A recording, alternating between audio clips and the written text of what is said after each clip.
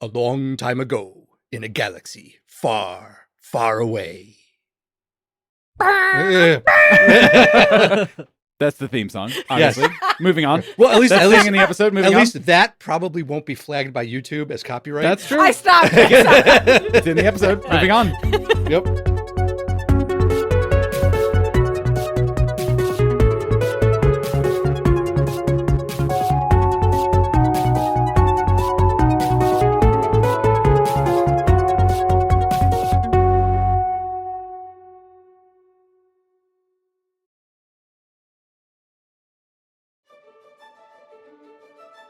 While preparing for a long-planned attack on an Imperial prison, a transport bringing weapons and medical supplies to a hidden rebel base was ambushed. The infamous Pirates of Prexiar captured the ship, murdered the crew, took the supplies, and then scuttled the ship. Led by their savage leader, Vanguard, the pirates returned to their base on Prexiar, a planet with great freshwater seas and vast jungles. Alliance intelligence agents have pinpointed the base and sent a crack team of rebels to retrieve the stolen goods. And Crack, you say? Yeah. Yes. I mean, that was slightly. It was slightly written before character creation, and then I was No, like, Steve. I'm keeping that in for after we have. I started with alcohol, but like hard drugs, sure, why Yeah. not? Sign me up. You mean things? You mean things like death sticks, Yes. as opposed to flame out or jury juice. My Star Wars translator isn't working at the moment, so damn thing's on the fritz. Hi everyone. Hello. Welcome to another Reckless Adjacent. In this particular episode, we are going to be playing the West End Games version of Star Wars, which is the D6 version that came out sometime in the 90s and has gone through a couple different variations. The one that I have my grubby little hands on is the revised, expanded, and updated version, which is all its official content, plus then essentially a reorganization by the fans of the game to put the books in a more logical format. Fascinating. Was that a common complaint? Yeah. When the game first came out, it was like, this doesn't make any sense. This is not well organized. When the game first came out, not that it wasn't well organized, but there were a lot of things that were not spelled out and detailed.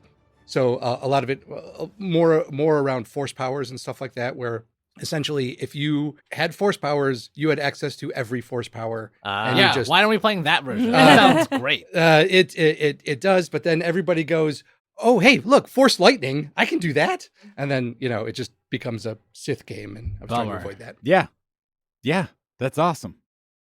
So, welcome, everyone. You may have noticed that I, Steve, have done the introduction for this game, and that is because I will be running it, as opposed to Jonathan, who normally does adjacents, or Nathan, who does, regular Reckless Attack. Yes. So, because it's very rare that I get to do this, starting with my left, how about you introduce yourself and your character? Hello, I am Nathan. I am very excited to be playing some Star Wars today and making some fun, weird little voices with my weird little IRL friends. Today, I will be playing the character who I've spent probably more time on his backstory than I have in any other player character that I've played in maybe a full calendar year, mostly because I don't get to play them often. I today will be playing the stalwart rebellion hero, obviously picked to be a part of this crack team that no doubt will have as much backstory and thought as my character does, Gnart. Gnart is a Mon Calamari. He is, the fish person from the movies who yell about traps. And his people were under the thumb of the Empire for many, many years. And essentially, his people were just so nice and peaceful that they didn't understand what slavery was. And so they're like, well, we just keep trying to, give the Empire stuff to make them happy. And then they just keep being meaner to us, and we just don't understand. Until one day they're like, hey, this sucks, actually. And beat the shit out of the Empire and kicked them off their planet, and it was wonderful. And my character really took that to heart. He was essentially a space truck driver turned entrepreneur turned debonair gambler who is now using all of that energy towards continuing to beat the crap out of the Empire, no matter where they are across the galaxy.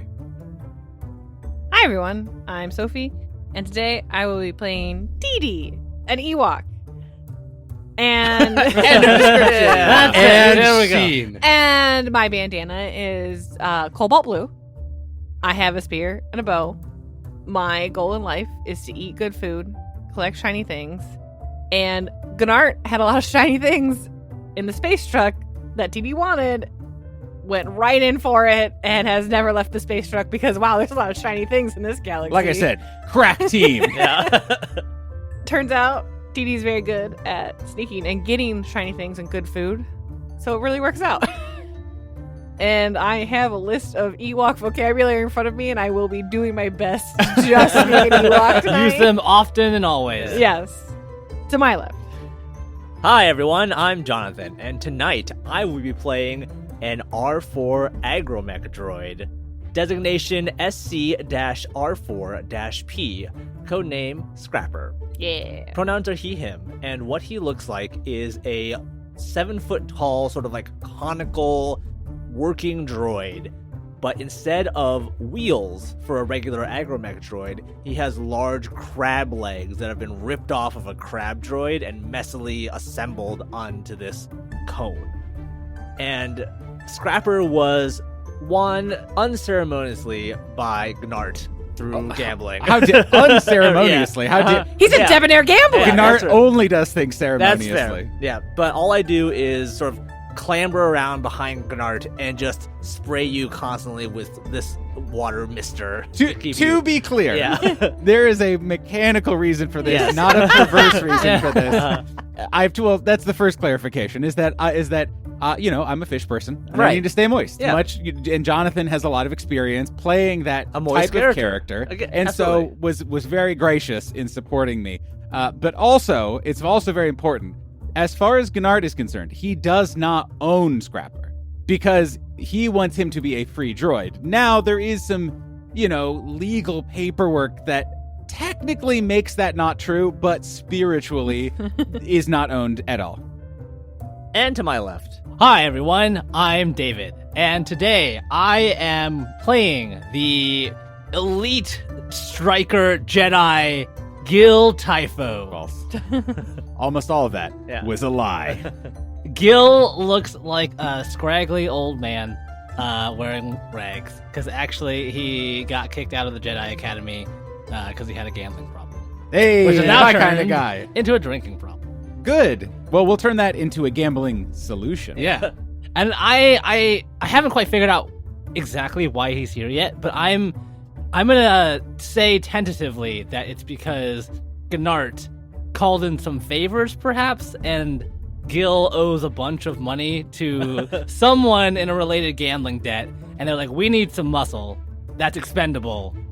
I Here think, you go. I think that is perfect. I think Gnart, again, being someone who both professionally and personally is very interested in the freedom of others. Yes. Has, again, we will say purchased your debts. Yeah. And again, in a non-legally binding way in that you do not technically have to be around. It's like hey, now you can work it off in a fair, equitable way to me instead of the person who is definitely going to murder Yeah. you in 2 weeks. Is this one of those, like, I can fix him situations? Like, did you see someone down on their luck with a lightsaber and we're like, we can heal this man? Everyone can be fixed, David. But Fantastic. especially fellow gamblers. Yes, Yes, absolutely. It's like, I can make him worse. Yeah. And just a clarification for David. Does the rest of the team know that you are force sensitive and have some force powers? Yes. I would say Do you own a lightsaber? Gil does own a lightsaber. TD has been trying to get that lightsaber the entire time Gil's been on this space truck. I will say, like, Gil does not normally show it off, but he's got to, like, start asserting dominance somehow, and he displays his only prized possession / his only actual possession, the lightsaber. So it's pretty much on your belt Yes. at all times. on my belt at all Okay. times, proudly displayed, Gotcha. and hopefully will remain that way, assuming TD doesn't make some good rolls. As a team, you have landed on the planet of Prexiar, and you know the location of this pirate base. The pirate base where they are holding the supplies hostage that they have stolen from the rebels that you need to get back. Jonathan, for your droid, for Scrapper, how good are your sensors, your perceptions? So, Scrapper has been heavily modified throughout the years and has shifted possession and ownership quite a few times. He originally started off as kind of a search and rescue droid, and as part of that, he actually has an auto map built into his functions. So what he is able to do is actually build a map of the area within a mile radius, and sort of use that to figure out where objects are, where people are. My search is actually quite high at 5D, so I can roll 5 dice and add all of that up when I'm rolling search. Excellent. Where was this technology when I was in the academy? You could also have an Ewok who has 70 in search. Oh, hell yeah. And for our listeners, the way this works is that we all use a D6 for everything. It's just a number of dice that you roll depending on your skill. And there are, so you could have like 5D in something, 4D in something else. That's the number of D6s that you roll. You could have a static modifier of +1 or +2 that also just gets added into your roll. And one of the dice that you roll is going to be slightly different than the others, and that's called the force die or the wild die. For those of you who are familiar with exploding dice, if you roll the maximum on that die, on that wild die, you get to keep rolling. And so if you roll a 6, you get to roll it again. If you roll another 6, you get to roll it again, and you just keep adding it to your total. Because the force, the light side, dark side, ebb and flow and all of that, if you roll a 1, you have a choice. You can keep the 1, add it into all your dice total, and then let me know what that is. But you might succeed, you might not, but with a complication of some kind. So just let me know if you roll a 6 or a 1 on your wild die. That's the important part. So Scrapper, I'm going to give this to you. This is what you are able to gather from your senses, from your scanners that you've been either during the descent from the ship or once you landed and are off the ship and within about a mile of the compound. So our crack team has been sent to the planet of Prexiar into these deep jungles to recover supplies for the Rebel Alliance. And we've been trekking through this jungle for, I imagine, a couple of days now, using all of our incredible skills, our searching, our hiding, our force powers. Jedi, I guess. And finally, we come across the pirate camp. Scrapper sort of walks up behind you, Gnart, with his 3 large crab legs. And he says in his very robotic, droidy voice, "Beep, boop, beep. Father, I have discovered the victims. What shall we do about them?" Gnart has long since given up on correcting the unfortunate patriarchal choice that has been made, and he says, "Thank you. All right. It's all just take in what we can. Do we have can you sense where there might be any guards or patrols?" And Scrapper will sort of project a holographic version of the pirate camp in front of the party using the data from his auto map. What it looks like is a large clearing in the jungle that's been sort of excavated out. They have a number of large warehouses and barricades, and there's a stream towards the back of the camp that seems to run all the way through it. But the big center point of this camp is this large starship that they have parked in this clearing. And Steve, do I get a sense how many people there might be in this clearing? That's a great question. So for the first roll of the game, go ahead and make your sensors roll. So it would be your search. Yes. All right. So I'm going to be rolling 5D, and I'm going to be adding that up. And I don't have any other static bonuses, so give me 1 second. That'll be 22 for search. Great googly moogly. Yeah, I got a lot of fives. All right. With that was more than the moderate difficulty. So what you know is that on the map, there's circular structures designated as guard towers. You know that there is one person in each one of those. You know that wandering around in a guard pattern, kind of just wandering around at any time outside, there are 10 pirates that are just kind of like making their way around the compound, just keeping an eye out. And you do also pick up some life forms, several actually in the barricades. Okay. The what's listed as the pirates' barricades, and also in the structure that is designated as Vanguard's quarters. There are at least 3 people in there. A lot of people in this camp. Mm-hmm. So upon your question, Gennard, of like how many people are there that you're asking to Scrapper, Scrapper just responds with, beep boop, not enough. But also 20 plus. Yes, thank you. We have talked about that. Okay. 20. That is... I can take him. Let me at him. Gennard, we can do this. Just let me run in there. I got this lightsaber. I gotta cut him down. Gennard reaches out and grabs your robe as you run past him and, kind of pulls you back to the group. No doubt, friend. No doubt. Pirates. Okay. TD. You're kind of our infiltration expert. Jack. Don't be modest. What do you think is our best avenue of approach? Okay, just looking at the map. There is like a fence along there. Is it like a force field? Is there an Ewok-shaped hole in it? Are they just like a series of logs that are 5 feet apart? You Yeah. just kind of walk through? It's a dotted line on the map, Right. so I'm just asking. It's unclear from our bird's eye view. It's actually, and you can tell this because the amount of electricity going through it, it is a shock fence. It looks to be about 4 meters high, 12 feet, give or take. So while it is possible for something maybe not human to leap that and get over it, if you do that, you'd probably be seen. But the whole thing does appear to be electrified. And does anybody have a decent security skill? No. Scrapper actually does have 4D in security, so he's above average. Scrapper would know that the electrified portion of the fence can be bypassed in a certain area. So you just have to be able to reroute the electricity from one end to another end, bypass it so it looks like there's still a complete connection, and then you would be able to actually cut a hole into that portion of the fence. Father, I have a suggestion.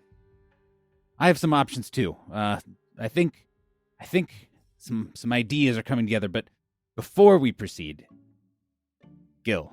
Yes. Put me in, coach. Well, In is here with us. Yes. All right. I got it. I'm tracking.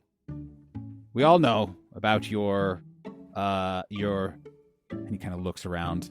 My force powers, right? My force powers. Your skills that were obtained in a semi-secretive, now illegal framed institution that once exists. This character started out as like an alcoholic and has quickly transformed into like a Star Wars fanboy who just wants to use like a force push. You All is should have good. been the kid. All is correct. Before we make any decisions, reach out with your feelings. What does the Force tell you is the correct path forward? So to clarify, you're still about a mile away from the camp. Are you getting closer? Because, so David, so you know, Yes. force powers, proximity has an effect on the difficulty of being able to use some of the force powers. Right. So sensing something that is much farther away, much more difficult than something that is kind of like in front of you. Yes. So I imagine too, like we're kind of making this plan, moving through the jungle, and every so often Gil is kind of settling into more of a meditative state, trying to get in touch, become one with the Force. He doesn't have a specific skill for something like this. Nothing that, like, he has decent sense, but nothing that's like specifically like a cognitive skill. Okay. But he's just trying to get a sense of like, is the Force leading him in any particular direction? Okay. One of the questions I will be asking you on a somewhat regular basis Yes. is because your character starts with a dark side point. Uh-huh. Are you tapping into that when trying to sense anything that could be coming up? That's a great question. I don't know what that entails, but the answer So- is yes. I will be tapping into it. Mechanically, what that does is for every dark side point that you have, you get to add 1d to your force powers. Yeah, Because- why would I not want to Because do the that? dark side is quicker, easier, and more seductive. Hell yeah, that sounds great. Then go ahead and give me that sense roll of whatever your sense, your sense power. My sense is normally 2d plus 2. Because I'm tapping into the dark side, I'm going to add an additional 1d. That so is 3d plus 2. Okay. That is a 10 for sense.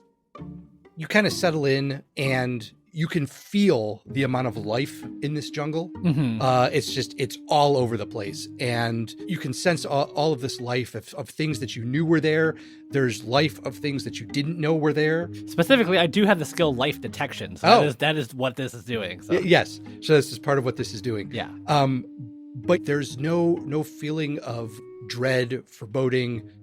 You know that your next course of action is going to be to infiltrate this pirate base, and based on that, you don't get any kind of, no bad vibes, no nothing like that. It's just, it's like an overwhelming presence of life on this planet. And so as we've been walking around, Gil, at the request of Gnart, has been tapping into the force, has been calming himself, has been entering this kind of walking meditative trance, and says to Gnart and to everyone, the force is calm. It pulls in no particular direction, only seems to urge us forward. Good. All right, Scrapper, you were going to say, what ideas would you like to bring to our rebellious table? I was simply going to throw the small one over the fence. Good. What's your throw rating? Hi. I've seen it, just not in an allied way. So, strength is one of Scrapper's highest attributes. So I have 6d plus 2 for that. Nice. For all strength-related things. I'm exceptionally good at climbing and jumping, but throwing would fall under strength, I imagine. So I could throw... Give me a nice little lob on Yeah. top of the ship, you know? Right, TD pretty well, I think. To clarify, throwing is actually dexterity. Oh, I'm bad at that. That's your whole character. However, Actually. the distance you would get would be incredible. Okay. But the accuracy. I'm not here for accuracy. Okay. There's one specific range of accuracy Yeah. that would be about 12 feet or so. That Yeah, would be 4 meters. okay. I need you to throw higher than that. It's not a zero miss, but like Okay. you All don't want to miss Can that one. I interject with an option? Please. Force powers. I am 85% on board. I am 65% on board. 65%. What?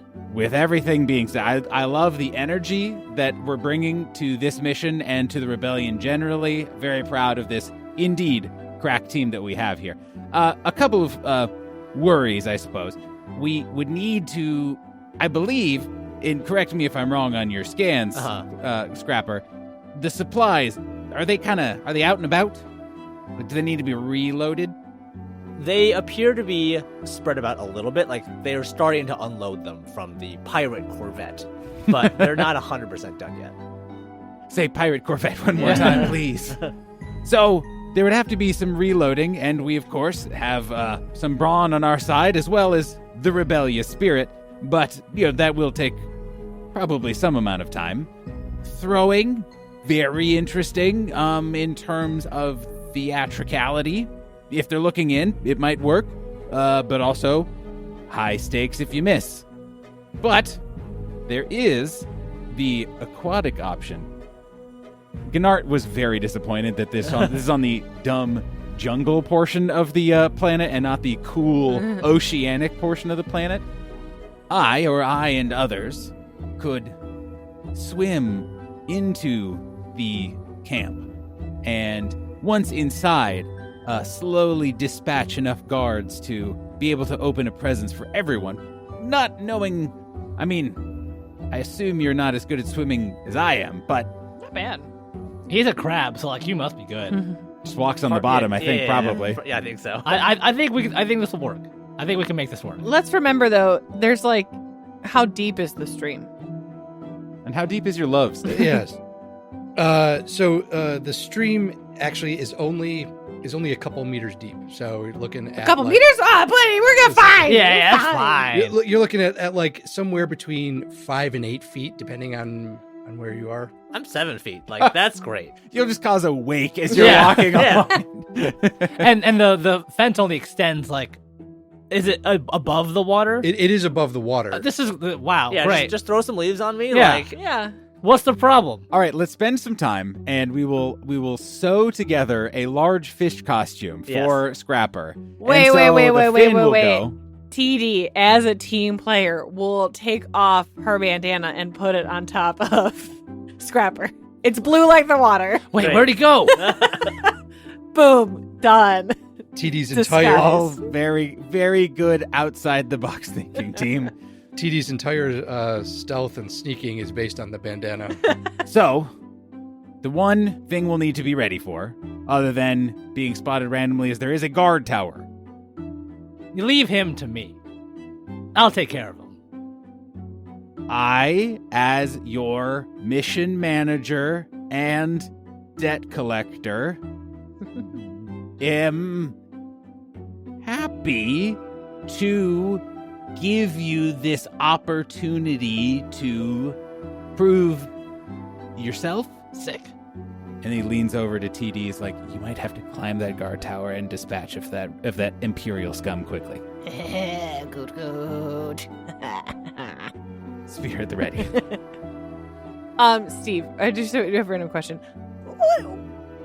Are there like coconuts dropping from these trees? I know it's not like, I'm just wondering if there is like something kind of hefty. Ooh, maybe like a walnut.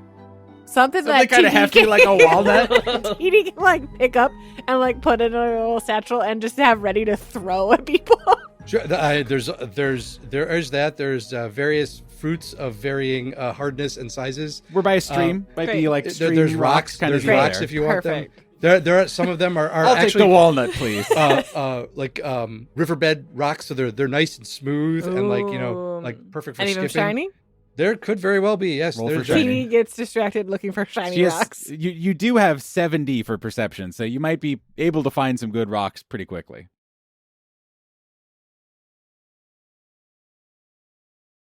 And now, a word from our sponsor.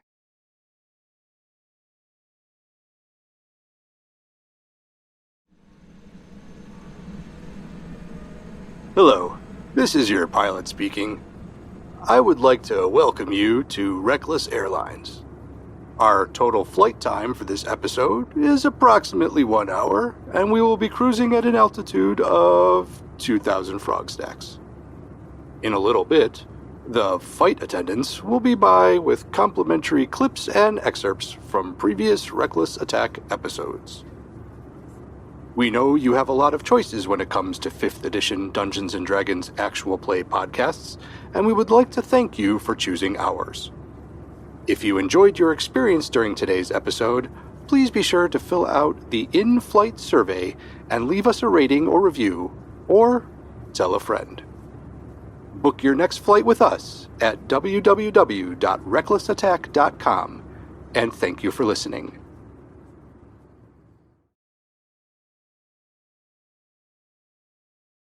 So we're gonna make our way sort of around the electric fence towards the area where there's this sort of water inlet, and we're gonna try and swim our way in underneath the fence. Okay. There is before we swim. I'm going to talk about this after the fact, but there's a moment where Gnart brings over his robotic and his force-sensitive friends and just whispers a little, nothing bad or too secretive, but just as kind of like a group heads up for something else we might encounter on the other side of this fence that we'll worry about telling certain other people, such as someone running it or certain Ewoks or the audience, should it come up. So don't worry about it. While they're having this conversation, I would like to roll a search for shiny rocks. Okay. While moving towards the, Yeah. the stream, etc., and moving Yeah, things forward. My question is, how close to the fence are you getting looking for rocks in the stream? TD is actually like walking away a little, like they kind of got to their position and she's seeing they're having a little conversation. So she's gonna walk like away from the fence, looking for rocks. Like not too far away from her group, but like not so going towards back into the forest. The forest. Yeah. Okay. Yep. Go ahead. Look at all those dice. Ooh. That's pretty good. That was a trip. Let me tell you, a journey on that one. 28. 38 for shiny rocks. 38. You find 38 shiny There are rocks. Yum num. there Yum num. there are a lot, and so you wade in there. You pick up one, and you're looking at it reflect off the sunlight, and then that makes you notice another one in the stream. So you kind of pick that one up, and then that one you're looking at that one. You're like, oh my gosh, there's an even bigger, shinier one over there, and so you wander and you get that one. So for the rest of you, TD is gone. So we have this little powwow for a moment, and then we're like, all right. Put on that blue cloak that TD. Wait, where's TD? TD. Yub nub. You just hear a soft Oh no. No. The rock madness has taken TD once more. The rock madness. and then TD will hear the call of Yub Nub. I've started clacking together inferior rocks to try and get your attention quietly. Oh, each other. And TD will like do a little Ewok jog stealthily back to the group. It's just going to be, this plan is just going to be so much harder because now TD is going to be weighed down Yeah. by 40 rocks Yeah. in TD's pockets. But I think it'll be fine. It'll be fine. All right. I know we're about to jump into some water, but Scrapper, moisten me. Oh, I don't like that choice for Foley work. And Scrapper just sort of extends the water misting arm and just sprays you head to toe in nice clean water. Excellent. I am now stronger than ever before. Gil is. Can I hold on to you? That's Okay, fine. great. You can all hold on to Fantastic. me. Hell yeah. All right. Couple of clarifying questions for everybody. Yes. Are you going during daylight or are you going during nighttime? Well, I hadn't considered that yeah. about even what time of day it is right now. What time of day is it right now? So there was sunlight sparkling off some shiny rocks. Okay. So Yeah, it is. sure, It is sure. currently. We'll say it is late afternoon. And did we, on our mission briefing, did we get the sense that they were, because we were pretty far behind them, right? So like it's already been multiple hours, so it's not like, oh, we got to get it before they unload all the stuff. Well, actually, it's probably been days because Great. the sensors, long distance sensors, they had to figure out where everything was. If there is still cargo to be offloaded from the Corvette, it's minimal. Most of the Rebel cargo is already outside of the Corvette, near the cargo skiff that they had used to unload it from the ship. But you also know that because they just, quote unquote, stole it, they're probably going to lay low for a little while just so the heat dies down, and then they can go and try to sell whatever cargo is there. Cool. Does anyone have any pros or cons for going at night? I have dark vision. It's probably harder to spot us at night. Right. Yeah, But that's true. Yeah, I can't see really, but like, I don't know how that works. in You this can game. see using the Force. that's true. I can. So who needs it? Through the Uh, Force, all things are possible. Write that down. So I think night seems reasonable. Now TD's going to have even more rocks as we wait for nightfall, but that's fine. We search for rocks. Gennard gets moistened. We talk about all these plans, etc. But at night this time. TD has made like a whole like rank system of like just along the stream bank of best rocks to worst rocks. Please, this time only take S tier rocks. Maybe some A plus tiers, but please, we need to keep things moving. No. Are you going to take enough rocks that would weigh you down in some way? TD's leather backpack is only so big. That's true. But also TD is only so big. Yes, and if you fill up the leather backpack, that is quite a weight in rocks. Well, there's already shiny things in there Mm. that are too valuable to discard in 4 shiny rocks. And she's done a lot of shiny rocks, so they're starting to kind of be like less valuable.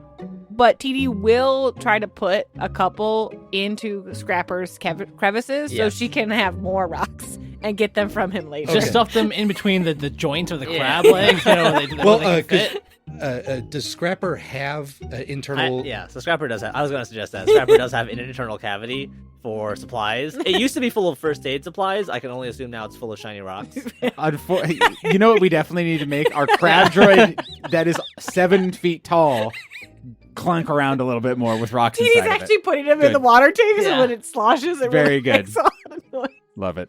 But yes, so that is stealthy, exactly, guys. and exactly how I was and that imagining is it. the crack team that you see slowly sliding into the stream. It's like a kaiju walking into the water. Exactly. And it's very intimidating. Again, crack rebellion team. Please as remember we that proceed. kaiju has a tiny blue bandana on top of it. Makes him Yeah. invisible. Obviously.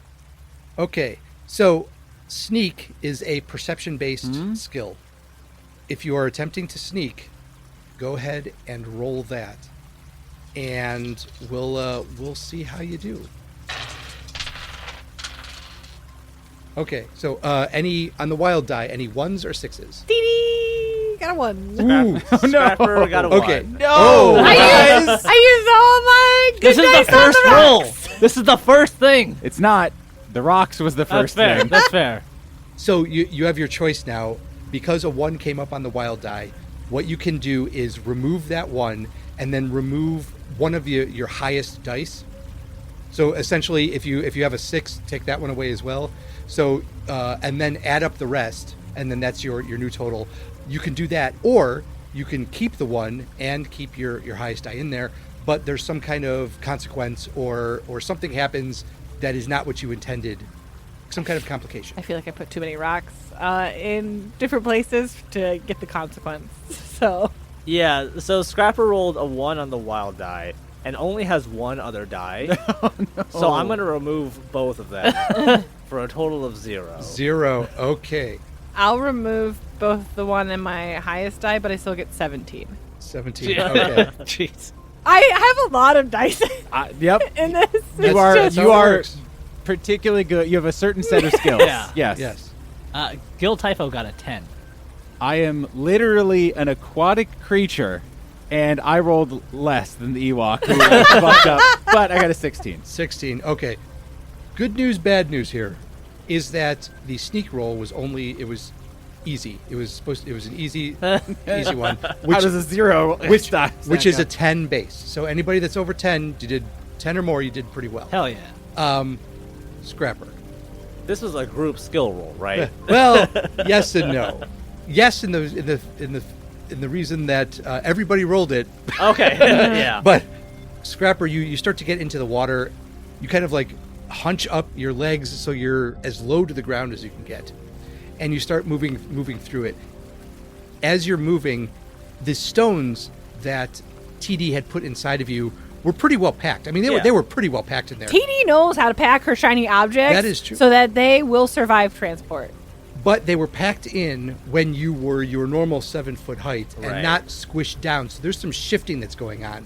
And all of a sudden, something moves inside of you, and you hear as a bunch of stones kind of cascade down your chassis. And they land and trap your foot on the bed of this river that's running into the pirate camp. Father, help me.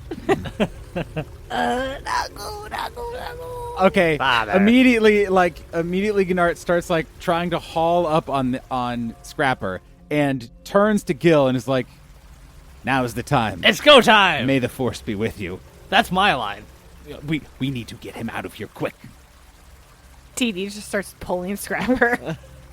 So we are now past the fence, right? Or we're just under it. Well, the three of you, aside from Scrapper, Okay. are past the fence. Okay. Scrapper is directly underneath the fence. Okay. Meaning that if you stand up to your full height, Yeah. your head will hit that fence, and there will be some jolts of electricity. Father says, do not do that. Can TD get out of the water and hide in a spot where she could like see people who might come over? Absolutely. Well, you can try. Yes. Oh, Nice. that was so many dice. Yeah. They rolled so high. 30. Okay. On a So- DC 10. TD takes off into the bushes that are kind of around, and they're like maybe a meter high, 3 feet or so. But TD kind of like dives and rolls underneath these bushes, and is absolutely gone. Has completely 100% abandoned you all, and has disappeared into these bushes. So Scrapper's kind of stuck underneath this electric fence, wedged into the stream.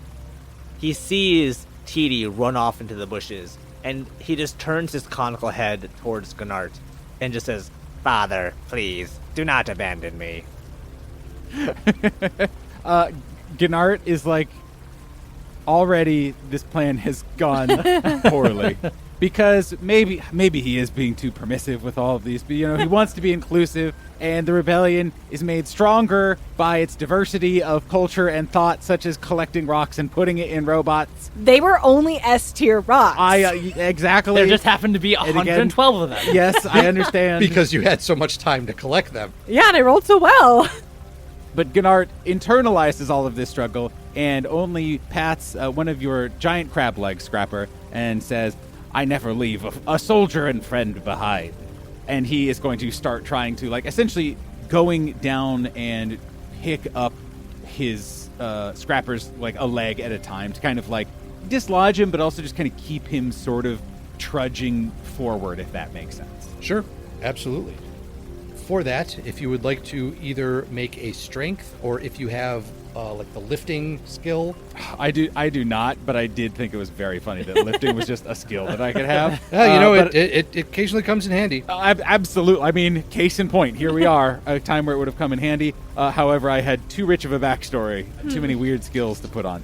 So I'll just use my normal, moist, strengthened strength. That is a 13 with a 1 on the force die. So your choice. Do you want to keep that 13, or do you want to take away the 1 and your highest die and give me the total then? I think I'm going to take away the 1 and the highest die. A 6 total. Okay. So you swim down underneath the water and you grab Scrapper's leg and you kind of start pulling, but it's pretty much wedged in there. Yeah. There's something had collapsed on top of it, and it is now pinned in between 2 river rocks.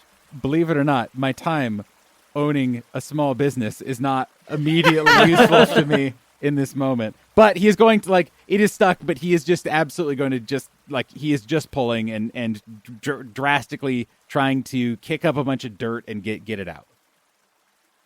Gil is going to try a couple of things. Okay. Time permitting, but for the most important one of trying to not alert this whole camp. TD, you're on alert to see if anyone is coming nearby, but there is still the problem of this guard tower.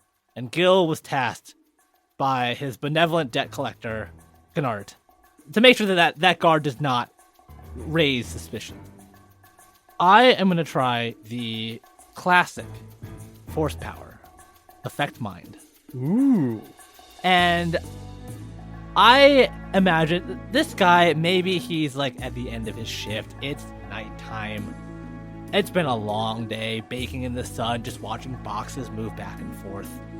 I would like him to kind of just zone out and daydream and kind of just lose himself in the hustle and bustle of all these boxes and all these people and everything. So even if there's perhaps a splash or a clatter down by the lake where he's closest, he's not going to pay attention to it. Okay. It's just the ambient noise.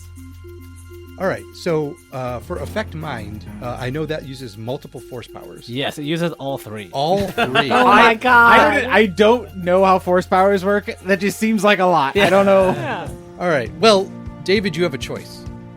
So Good. because Great. because, dear listener, if you take multiple actions, which using all 3 of the force Correct. powers would be multiple actions, for every action you take, you reduce the number of dice you are rolling by 1. And it is in total. So it's not like if it starts at 3 and then for your first action goes down to 2 for your second, goes down to 1 for your third.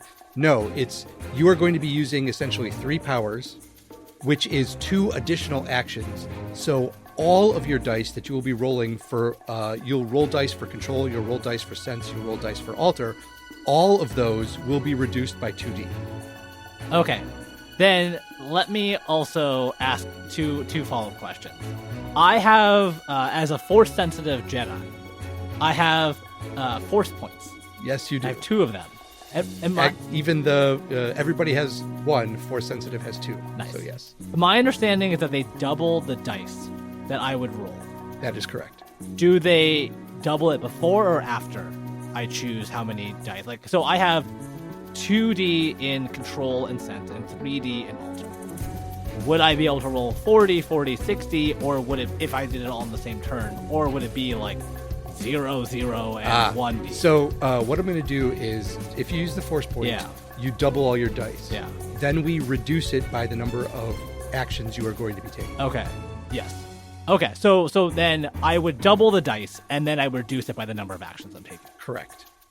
And then how does the dark side point play into this? Do I get an additional 1d for all of the rolls? So if you decide to tap into that, Obviously, yeah. you will get an additional 1d for all of the dice rolls, and that also would be doubled if you use the Force point. Okay. However, if you use the dark side point, because this is a one shot, it doesn't factor in too much, but you will not get that Force point back. Okay. I am going to use all of my resources because in the first 6 rolls of this game, I am going to try to affect this guard's mind and make him ignore us. I am going to spend a Force point and I'm going to tap into the dark side. And I'm going to try to do this action all at once, which makes it much, much harder. Yes. As you kind of focus the Force on this guard, you realize that, it's all that droid's fault. Like if he had just not stepped there and wasn't full of rocks, and you can't believe that he did this again. As you kind of tap into that dark side. Mm-hmm. The anger, the resentment, the rage is starting to build up towards Scrapper. Just remember. And the rock. Towards the rock specifically. The other angel on your shoulder, Gnart, saying, I believe in you. And after all of my modifiers between the Force point and the dark side, my control roll is going to be 4d6 plus 4. Oh, wow, that's pretty good. Pretty good. That is pretty good with a 19. 19. That definitely makes the control roll. The sense one is opposed, so it's at easy. Yes. However, it adds their perception die roll to that difficulty number. Okay. So this one's going to be out of all of them, this is going to be your most difficult one. This is going to be another 4d plus 4. Exploding die. Oh, yeah. So I have an exploding die because I rolled a 6 on the Force die. Nice.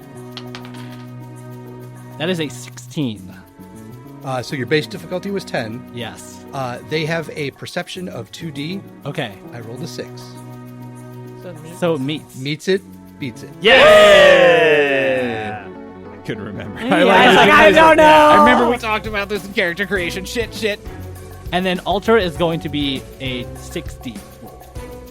You gotta make an easy roll. I gotta make an easy roll. Come on. You Say that. Yeah, I think I'm at least above 15 on this. Okay. So with that, I have successfully used the first and best Force power, Affect Mind. And I'm going to make him forget that anything happened. We are but waves to the wind.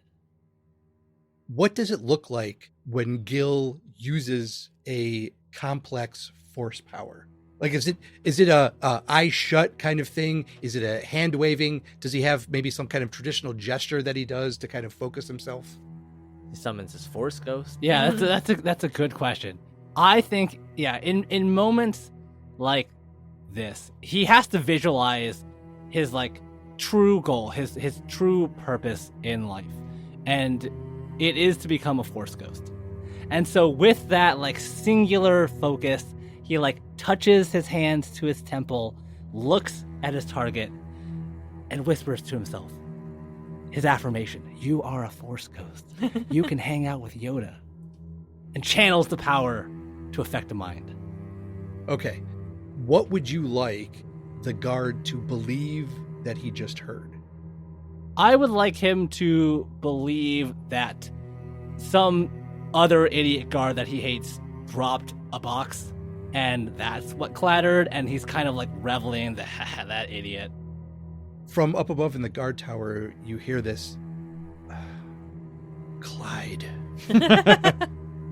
And then this kind of like shuffle off, and you hear this kind of resigned sit down in a chair that's up there. It's like, oh, what an idiot.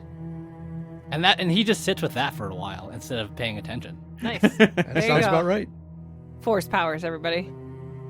With that, and with the guard now essentially dismissing most of the noise coming from below, you're able to pull Scrapper out without too much more of a problem, and you are now inside the pirate's compound.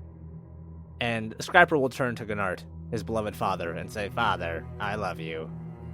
It is excellent being comrades with you as I love all my fellow rebellion soldiers. Pat. TD has just gone in and started taking out her rocks because Scrapper cannot be trusted.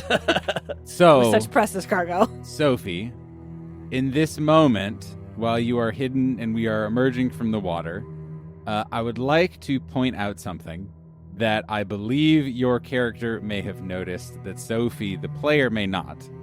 And what I brought the other characters together to discuss.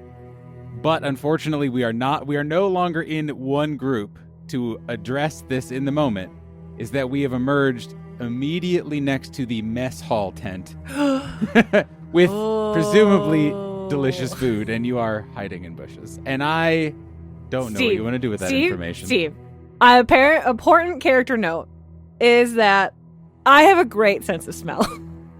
I actually get to add a dice to search when tracking by scent. Ooh. What does it smell like right now? That's a good question. It is the mess hall. The closest Structure. building to it. Yeah. Literally It is the pop closest. out of this pond next to the mess hall. Like, Yes. you were in bushes and now can float away like a Looney Tune smelling a ham. So what I'm going to have you do, if you could, just roll a d6 for me. 1 to 4, it's food, but you're not that interested in it. 5 and 6, it's pretty good stuff. Just 6. Naturally. Of course it is. So you're hiding in these bushes, and you see your companions kind of come up out of the water and make their way to the side and start climbing out. And now that they are safe and you can see them again, and there's no real activity in the camp, the smell hits you of just, this is the most delicious food and completely reminds you of home, and you would love to get a little bit of home on this planet. Oh, Kyoto. Your companions it's going to be at least another 30 seconds to a minute before they actually get out of the water and make their way to where they saw you disappear. So, there's some time. I would like to make a search roll using my sense of smell to find this delicious, delicious food. Okay, go ahead. Listeners, it's very important to me that you know I'm rolling 8D. So, a full fireball. Yeah. Right. Oh, that's a lot of It's sixes. so many dice. 28. Not only do you know where this delicious food smell is coming from, you know precisely the part of the tent that you need to get to be closest to wherever this food smell is coming from. TD would like to just sneak to peek her head in under the tent flap and see how close the food is. Extremely yub-nub behavior. Damn it, it's a 1 on the force die. This is a bad roll. There's a lot of 1s. This is a bad roll. 32. Yeah. So are you gonna keep that one or discard I'm going it? to discard it. Okay. And it will be an 11. Okay. Oh, wow. All right. So you kind of TD does 3 things. you sneak up there and you're at the opening of the tent flap and you kind of push it to the side and you stick your nose in, you do that, and you see in the corner there is a table and just these 2 big pots on it, like a 5-gallon kind of stew type pot. And then you turn to the side, and looking directly at you is some kind of 4-legged furry animal that is just like looking like straight at you at your level, because you crouched down to kind of look through, and it was apparently lying on the floor underneath this table, and it's just looking straight at you. The face kind of looks like a mix between a pug and a bat, like kind of a squished nose, flattened face features. However, that is on a body that looks like it more belongs in the forest. It looks like some kind of partially feathered, partially scaled lizard creature. Steve, I don't like this. Wild. Does your character What does like your this? character like this? And it looks at you, and it does the little animal head tilt. Mm-hmm. TD head tilts back. And then this kind of squeak growl comes out of its throat. And from above you, where you see several legs kind of walking back and forth, you just hear, all right, hang on. And then thump, this chunk of meat hits the ground next to this animal. It kind of looks at you, then looks at the meat, then looks back at you, and just starts moving its head slowly to get the meat while trying to keep one eye on you, but it clearly wants that food. TD will not stop it from getting its serving of this, what we've established, amazing smelling meal. But TD is here because this food smells so amazing. TD's actually very jealous of this bat pug lizard. And I think TD needs to get her own portion. Can there be like a dish on that table that TD can go sneak and grab? Oh, sure. Yeah, they're kind of pouring it out into bowls, and it looks like there's maybe 3 or 4 of them that are up there that nobody has come up to take yet. So if you would like to try to sneak up there or do any kind of picking pockets of some kind, possibly.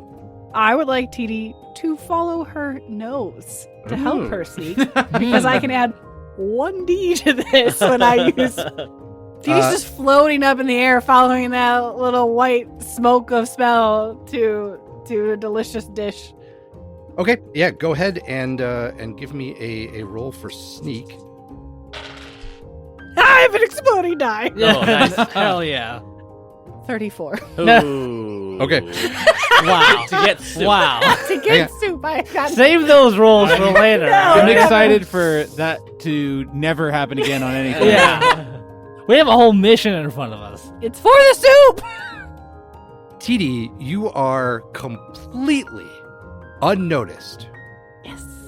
As you walk up there and try to snag one of these bowls. Can I steal 2? With that, yes. And if you want, you can even get back out to the other side of the outside the tent. I would like to do that. Okay. And I would like to wave one of my soup bowls at my new friend's snout to bring them with me. Okay. Okay. Yeah. Not any of your party members. No, not Right, for right. sharing rations amongst your friends at the rebellion. Well, she's hoping to share rations amongst her friends, new friends. TD's recruiting Yep. for the rebellion. Yep. This is definitely the time we want to be recruiting for the rebellion, when we're in the middle of a high-stakes stealth mission. I mean, I think if Gnart were to look back on the individual times that he recruited the 3 of you, can't be of much better. Yeah. Ultimately. But where's the gambling in this character's backstory? How do we shoehorn that in? So you wave this kind of like thick stew bowl in front of this creature, and then you kind of like scamper out the flap in the tent that you had cut.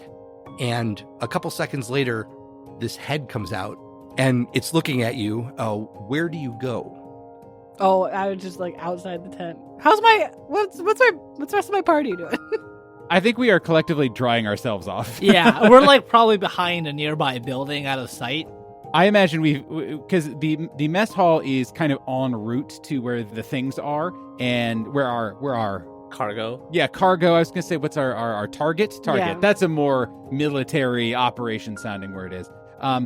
So I think probably we just would have looked around, realized that our Ewok was gone, and then just kind of like started working our way in that direction, hoping desperately that Yeah. the furry individual also happened to go that way. I think TD's like, oh no.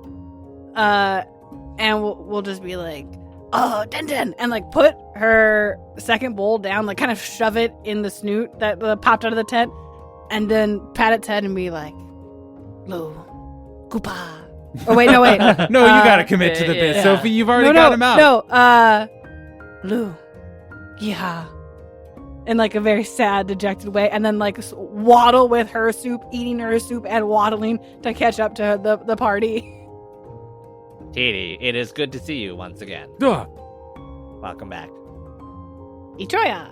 You were gone? Where did you get that soup? TD will hold up a bowl that she's just been like straight drinking from, but like hold it up to Gnart. No, thank you. Ah? Sees the pig, bat, pug creature chowing down on the remainder of the bowl, and without pointing it out to anyone, is like, well, I think we should move. Let's go. And starts like continuing to kind of move at least past the shed and trying to get out of sight of this creature. There's a couple different ways you can go. You can either make your way more of a direct route, but more in the open, or you can make your way off to more to one of the sides, try to keep out of sight using possibly the pirate corvette as cover. And then it's a little bit longer, but there does seem to be more cover in that direction. Do we have a time limit at all? Like, are they packing it seems like they've offloaded the supplies from the Corvette onto like a skiff or a cargo. Yeah, so they presumably used the skiff to offload them, but the supplies are actually on the ground. Okay, so it behooves us to stay in stealth as long as we can. Mm-hmm. In that case, I think if we're not like under any time crunch, let's try to go the long way around. Steve, Yes. could I make a roll to see what my character would know about this particular make and model of cruiser? Because it is occurring to Nathan, and probably has already occurred to Gnart. If we just like absolutely book it with these cargo, maybe the jungle is chill enough, but we wouldn't want this like Corsair just like patrolling the skies Right. as we try to take off, because it is, as we've established, much larger than our wee little guy. Just out of curiosity, not wanting to go expose ourselves too much, but I'm wondering if there's a component of like sabotage available to us, at least to slow it down for a few minutes. Do you have any kind of starship repair would do it? Starship piloting? I would also accept that. Yes, I have piloting, I have droid repair, and I have starfighter shields. Or anything under knowledge for starfighters. No, unfortunately. Okay. No explosions. 16. 16. Nice. Okay. So this is a modified Star Drive Light Corvette. So you don't know any kind of specific modifications that were made, but the standard, let's call it out of the box, you do know that it requires a minimum crew of 18 to operate this thing. Hefty. So it's Wild. pretty big. Intimidating. You also know that it is currently powered down, and it will take a little bit of time to power up to even be able to lift off the surface. So even if you were to get noticed and then make your escape, you would have some time before this thing gets into the air. Did we spend any money on a thermal detonator? The shiny things in my backpack did not count as credits. So Damn it. I don't have any grenades, but that doesn't mean they're not in the rebel supplies, maybe. I shall sacrifice my corporeal body should you demand it, Father. I do not demand. Nope. Anyway, moving on, I guess. So, sounds like we're going to just like stealth our way, like kind of in that general direction. Can we work like under the Corvette? Yeah, you can absolutely try to do that. Because, I mean, it's, It would help with hiding from the guard towers. hopefully. Yeah, so landing legs on this thing. I said like there's 4 of them, basically, one on each corner of it. And they are about 2 meters tall. So you probably have about 2 meters of space. So give or take 6 or 7 feet. And you also do know that there is a regular patrol that is wandering around, not only the pirate camp itself, but there does seem to be also one that is keeping an eye out around the Corvette itself. Can I, Scrapper, try to essentially use my incredible droid mind to calculate how long it takes for a person to make a rotation? And I'm trying to use security to to essentially calculate this to figure out how much time we might have. Gotcha. Yep. Go ahead. Give me a roll. That'll be 17 for security. Good enough. You figure there's anywhere between 7 to 9 minutes as they make each turnaround.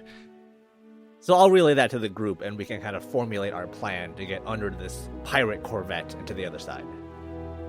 From the repair shed that you are currently kind of all hiding around, you're going to take a path that takes you past some of the crew quarters, underneath the Corvette itself, and then around to where the Rebel cargo is currently on the ground. Go ahead and give me that stealth roll, and I will roll some perceptions, and we'll see how you do. I can't do worse than last time. Yeah. So Scrapper actually did quite well. Hey. With a 9. Wow. Well, 14.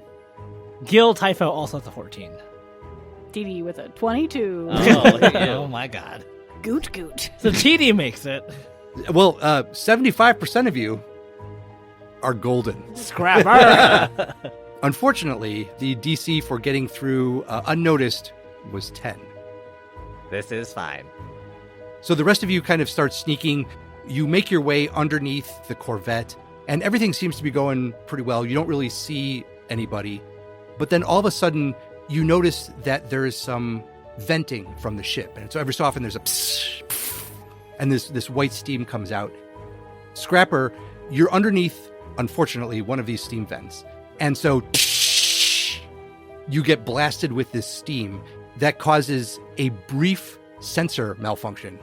And so for a moment, you're not quite sure where you are in space, if that makes sense. And as you're turning to kind of get oriented again, ka-tang! One of your legs hits the underside of the Corvette. What was that? Oh, I don't know. Go check it out. And you hear, Go, hide. you hear, TD would like to throw her bowl. okay. TD would like TD, who has a pretty decent throw weapons, Okay. would like to throw her bowl at something else that is a different direction than us that will make a sound. So do you want to throw it underneath the ship, or do you want to try to hit one of these kind of warehouse buildings? I wanted to hit one of the warehouse buildings if I can. Okay. Go ahead and give me a thrown roll. Total of 9. You take your bowl and you're imagining it as the discus that it currently resembles, and you kind of wind up, spin around, and throw this bowl directly at this warehouse building, and it goes off. Whoosh, bang! Psh, over there! As some of the footsteps recede. Some are all. Go. Go, Jack. And I'll keep scraping my way underneath this pirate Corvette. Yeah, it's just that you're too tall, and so you're dragging your corpse along, over your body along the... Scrapper, get down. Get down. I cannot. Wow, that was some absolute twinning right there. Right. So you take off underneath this Corvette, and you're using the legs to kind of block some line of sight with some other folks. And you do get to the other side of the Corvette. You see some cargo, various crates, a couple different barrels, and it has the stamps on it of the shipping company that was bringing this to the Rebel Alliance. So you do definitely see the cargo in front of you. You're underneath the Corvette. Just to the left of the cargo is you see this the cargo skiff, which again is, we'll call it like a space pickup truck kind of thing. And it was a little bit too far before, but you do see coming to the other side of that cargo skiff are 2 other pirate guards. Steve, is there anything shiny in the cargo? Ooh, that's an excellent question. Slash grenades? Well, none of it is currently open. However, there are some of these smaller boxes that are metallic, that have a nice little glint to the outside of them. Like they're shiny. They're not like shiny little tiny object. They're like shiny box that you could put shinier stuff inside. Mm-hmm. And they're small, so TD can carry them. So TD just goes over a shiny box. What if we kill this guard? That would be easy. TD is like, This isn't necessarily what Gnart would do, but it's what Nathan is asking. They didn't say you couldn't kill in the Jedi Academy. Did they? I don't know. I don't know. I didn't really pay attention. Yeah, I don't know. I could try to sneak away and create a distraction somewhere else and like lead them away a little bit. Yeah, that's a good idea. Yeah. Okay, TD's like, Jack, goofadada. we've been drilling this for months. This exact scenario. Or we messed up our sneak rolls 3 times. We have to be prepared in the Rebel Alliance. TD, you go whatever it is that you want to do safely and responsibly away from us to get their attention. The rest of us, we will start loading cargo as fast as we can, as reasonable with the legs, making sure no back injuries that will really slow us down. I think I'm gonna try to make sure no one can come out of the ship if possible. Does that seem reasonable? TD's gone. Already gone. That was the greatest sound effect I think you've ever made. Let it be known, Gil is using telekinesis to lift the boxes. Okay. And I'm Naturally. assuming Scrapper, you're lifting with your legs? Father, allow me to lift these for you. Do not worry yourself. It is every manager's desire to see a fellow worker be passionate about their work. And in Scrapper's case, often it is lifting and moving heavy things. Sometimes Gil fails telekinesis, and it takes longer than normal. Sophie, what does TD do to cause a distraction to allow your companions to attempt to take out the guards and load the cargo skiff? TD has like a 3-step plan. First step, sneak to the repair shop. Remind me again what your sneak 70. Okay. One of the best in the galaxy. You're able to get to the repair shop. Okay. You kind of peek through the door, and you do see a couple of droids in there working on some things, and you do see a person that seems to be tinkering with some kind of smaller craft. It's mostly in pieces. It seems to be like a kind of like a hobby type thing. They're just kind of like putting some stuff together and tapping on the computer, the little data pad. But the droids there seem to be doing most of the repair work, and it seems to be on things like repairing some blasters, part of an engine, things like that. Is there anything that TD can see that would explode? Because TD does have a skill in demolition. Yeah. Wow. The best skill, obviously. Yeah, there's stuff that definitely smells like things that you have seen that have caught fire quickly. You don't know how much of an explosion there would be, but there's definitely things in there that are flammable. Okay. TD would like to set them on fire. Go ahead and give me a demolitions roll. 9. 9 total. You scamper around the outside and you sneak your way in, and you find something that smells like this will provide heat and possibly a massive amount of fire all at once. And so you kind of go up next to it and you take out this little tiny stones, and you're like, and the fire catches and just spreads faster than you could believe. You run out, I'm assuming, of the shed. As you're running, a shape appears on your left-hand side, and it's kind of like galloping next to you. Yes. I feed. And I fed it. It comes back. Good. And it has a bowl in its mouth, pug kind of flat face, almost bat-like. I laid the groundwork. And it's kind of keeping pace with you, as you run out, are you making your way directly back to underneath the ship? No, I will be running in that little, like the kind of the main thoroughfare of camp between the barracks and the warehouse. And I won't be running. I would love to make a beast riding check. All right, you grab the back of this. This is very important to me, Sophie. So I will be using a character point. Okay. A character. You're not going to you- use your force point for it? You can use up to 2. Just one. Would you Okay. like to use the dark side? Yeah. Yes. Channel your rage. Would you like to call upon the dark side for that? No, I don't. I Okay. can recommend it. You should. So a character point doubles it. No, it adds an extra die. 15. Nice.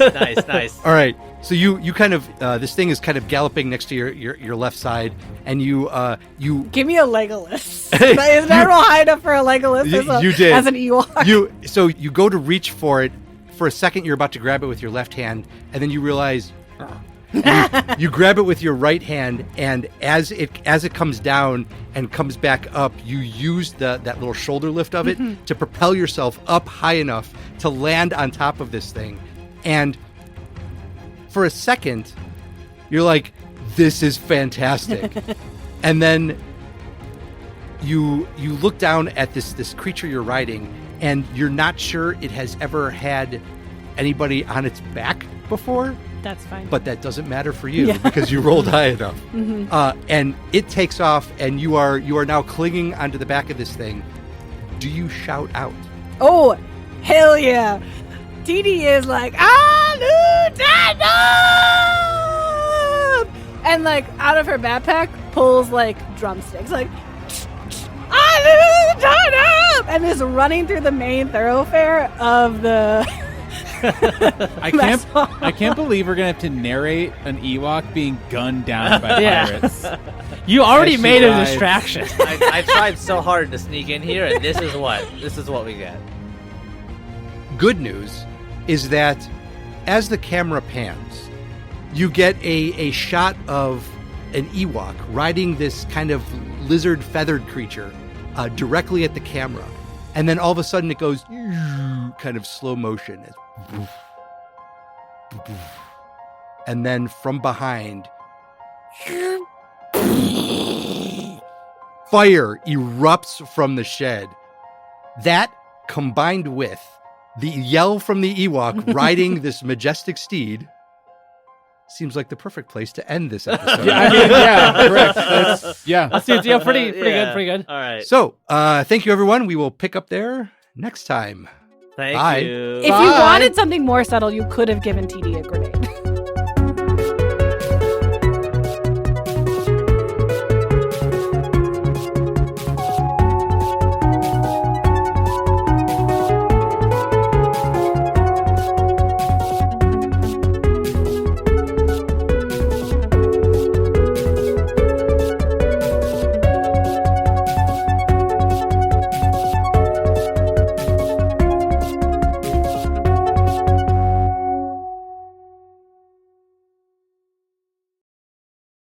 See, I have extremely mediocre stats in essentially all things, but in a fun way. Yeah, but that makes you our fearless leader. It's true. I'm force sensitive. And that makes me a special which boy. makes you our lad. Yeah. Which means you've spent a lot of time at the Force Well for force-sensitive boys. Yes. Did you pick kid? Did you pick? No. Oh, come on! I picked I wanted you to have a dead rat as a pet. Really I know. disappointed in I you. know. I picked alcoholic instead. Right. Was that an Wow. option? No, you're not an alcoholic. Please use the in-universe language of what various alcoholic beverage you are addicted to.